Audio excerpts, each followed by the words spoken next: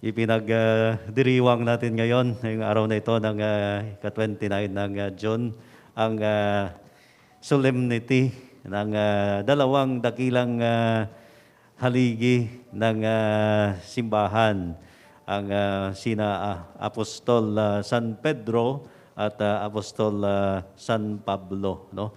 Magkasama ito sila sa isang araw na celebration na ginita natin ngayong araw na ito, no?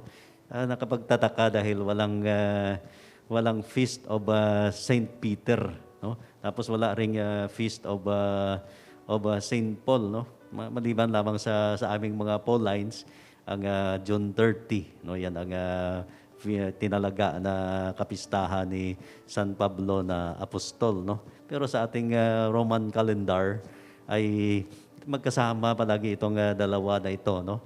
Dahil sila, no, dahil because of their foundation, no, ay nagiging matatag na haligi, no, ng simbahan ang presensya ng dalawang tagasunod ni Kristo na ito, ang mga apostles of Christ, no.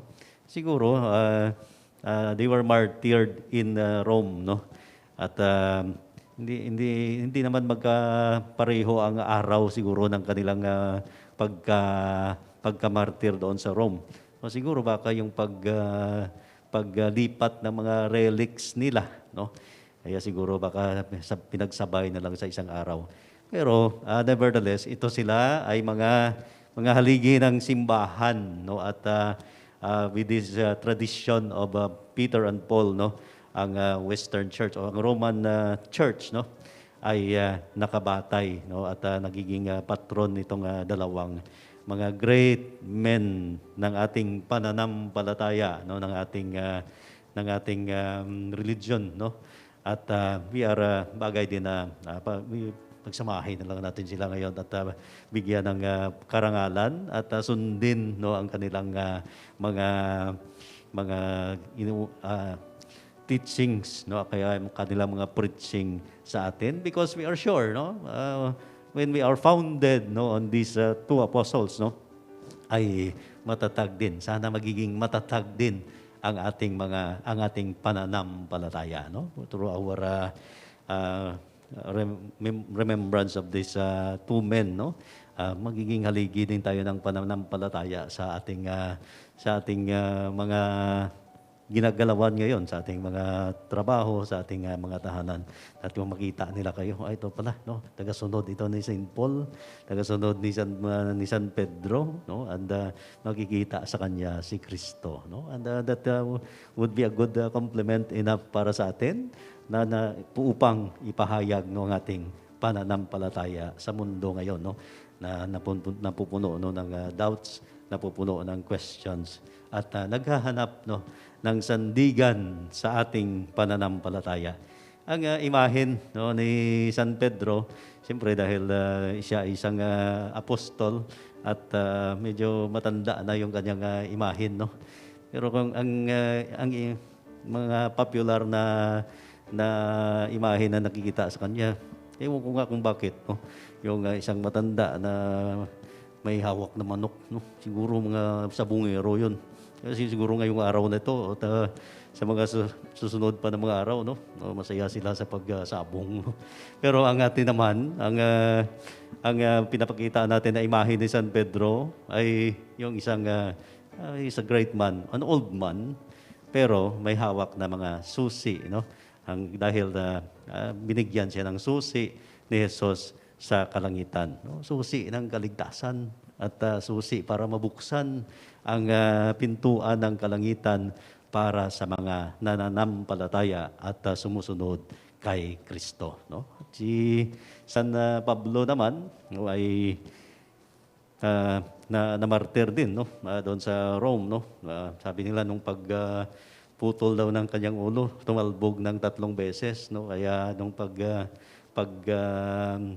fall niya doon sa lupa, no, nagkaroon ng 3 bukal ng tubig, no. Tinatawag nila sa Italian na tre fontane, no. At yun, parang miraculous, no, dahil hanggang ngayon ay hindi na uubos ang tubig. mayroong isang basilika doon sa Roma na inascribe kay San Pablo, ng Basilica of St. Paul outside the wall, no, doon sa Roma. At nakakaiba yung imahe ni San Pablo dahil imbes na naghawak siya ng sword na pababa, kanya nakataas yung kanyang sword. Parang ginaya ng Master Yoda doon sa Star Wars, no? Hindi ang original ang Star Wars, no? Kundi si San Pablo, no, outside the wall, no, doon sa Roma, no. Doon nila siguro pinagbasihan, no, ang kanilang image, no, ng Star Wars. At may doon sa ilalim, no, may relics ni San Pablo daw, mga buto daw 'yon ni San Pablo. At kung sa mga pilgrims naman, kung gusto daw nila na ma-touch 'yon, hulugan lang nila ng ribbon dahil may mga butas-butas din naman yung yung tomb, no. At pag ma-touch na ng ribbon ang mga buto, no, maging third class relic na daw 'yon para sa mga pilgrims na pumupunta doon, no. So these persons, these apostles were martyred for the faith, no. At una siguro they were sinners, no, makasalanan din. Pero sa dakilang they have been chosen by God. Pinili sila ng Diyos upang magiging haligi ng simbahan, and God showered them with many graces and perhaps power para sa ating lahat upang sila ay makapagpahayag, no, ng mabuting balita ng kaligtasan at magiging halimbawa din naman para sa atin.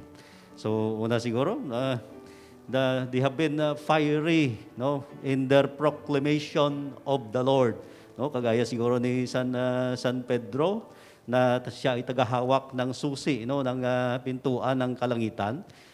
We can also follow him, no, na tayo din may hawak-hawak din tayo na susi para sa kaligtasan ng ating kapwa-tao. That is our belief in Christ. That is our following of Jesus Christ, no? At huwag nating iwalain yan o kaya itago o ipagkait sa ating kapwa-tao.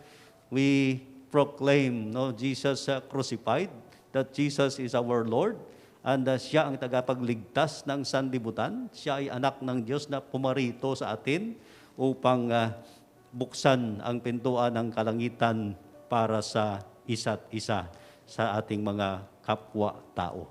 We can introduce to them Jesus Christ, no? Ipamalita natin ang mabuting balita ng kaligtasan, no? That is the key that is given to us by Jesus Christ upang tayo din ay maging instrumento ng kaligtasan sa ating kapwa-tao. So ibig sabihin nito, pag-aralan natin si Kristo, pag-aralan natin ang Diyos, pag-aralan natin kung paano natin matulungan ang ating kapwa-tao upang sila ay magkaroon ng pagkakataon na manumbalik sa Diyos. And through our own life din, no, ang ating pagiging pagka-Kristiyano, ang ating pagsunod kay Kristo. That is the key that unlocks, no, the gates of heaven para sa ating lahat because of our faith in Him. Ang ating kaluluwa, no, ay magkakaroon ng pagkakataon upang magkaroon ng kaligtasan, no. So in our life pala, no, dala-dala natin ang susi ni Kristo, dala-dala natin ang susi ng ating pananampalataya. Huwag nating walain yan o itapon o isang tabi. But like Peter, no, in his life, he became martyred for faith. He became the pillar of the church, no, because Jesus Christ, he proclaimed Jesus Christ in his life, no. So ganyan siguro din ang panawagan sa atin, no. Una ni San Pedro na ito, no. Proclaim Jesus to the world, no. Follow his example. Mamuhay ka bilang Kristiyano. Take pride, no, in being Christian, in giving witness to Jesus Christ in this world, no. At higit sa lahat, mahal din ang Diyos, no, at siya ang iyong sundin at pagbigyan ng karangalan sa iyong buhay, no? Just like Saint Peter, no, na nag-alay ng kanyang buhay, he became fiery in proclaiming Jesus in his life.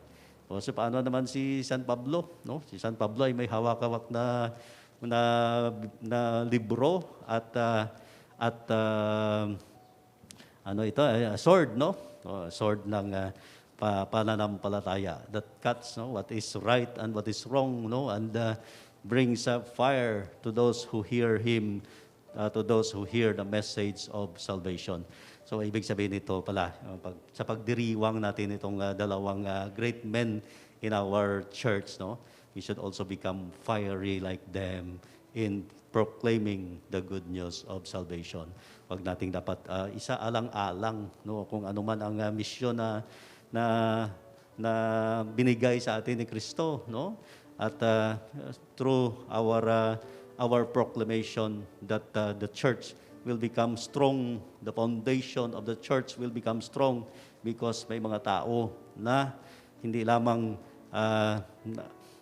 mga hamak na mga tao, kundi sila ay napupuno ng Espiritu Santo sa to stand for the church, to proclaim Jesus Christ in the world, to proclaim their faith in this world, at higit sa lahat, mahalin ang Diyos sa pamamagitan ng kanilang sariling buhay, no? So siguro, ito ang pinaka-mensahe ng ating pinagdiriwang ngayong araw na ito.